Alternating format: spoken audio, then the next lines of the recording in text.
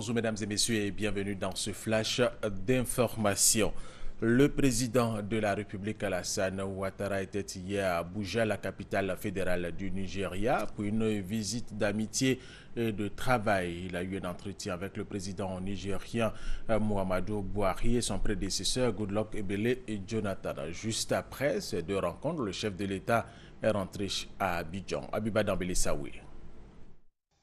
Le président Alassane Ouattara est arrivé ce lundi 20 avril 2015 à 11h30 à l'aéroport international Nnamdi Azikiwe d'Abuja.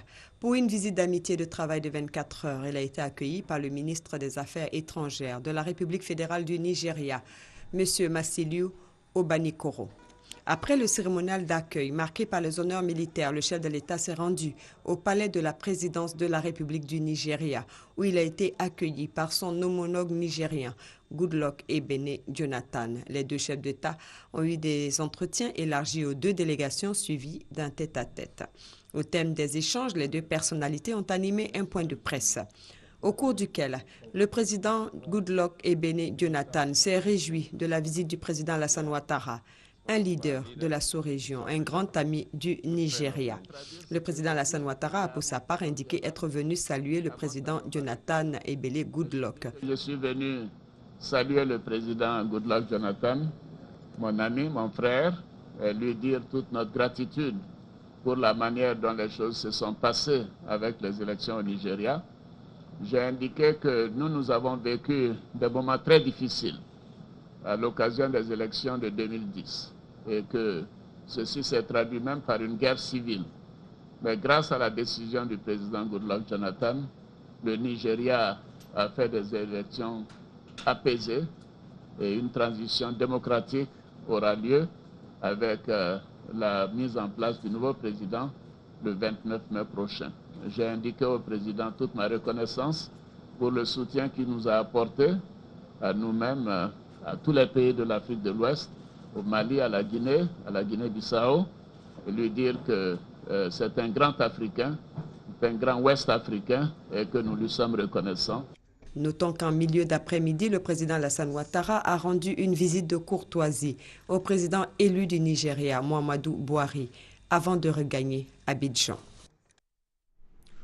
Dans un peu plus d'un mois, les premiers logements socio-économiques des standings seront livrés à leurs acquéreurs. C'est le ministre de la Construction, Mamadou Sanogo, qui l'a dit hier après une visite de terrain effectuée à Binjeville pour s'assurer de l'état d'avancement des travaux du programme des logements socio-économiques et de standing. Il se tiendra du 23 au 27 avril prochain la troisième conférence des ambassadeurs ivoiriens. Elle portera sur les thèmes la construction de la réforme de l'outil diplomatique à la réalisation de l'émergence de la Côte d'Ivoire à l'horizon 2020. Et cette conférence sera l'occasion pour les ambassadeurs de recevoir du président de la République les orientations et les instructions pour l'action diplomatique.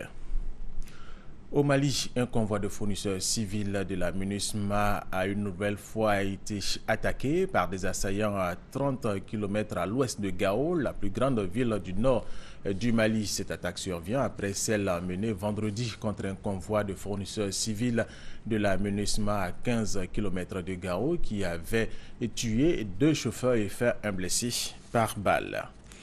L'ex-président islamiste égyptien Mohamed Morsi, destitué en 2013 par l'armée, a été condamné ce mardi au Caire à 20 ans de prison pour avoir été impliqué dans l'arrestation et des tortures sur des manifestants durant son mandat.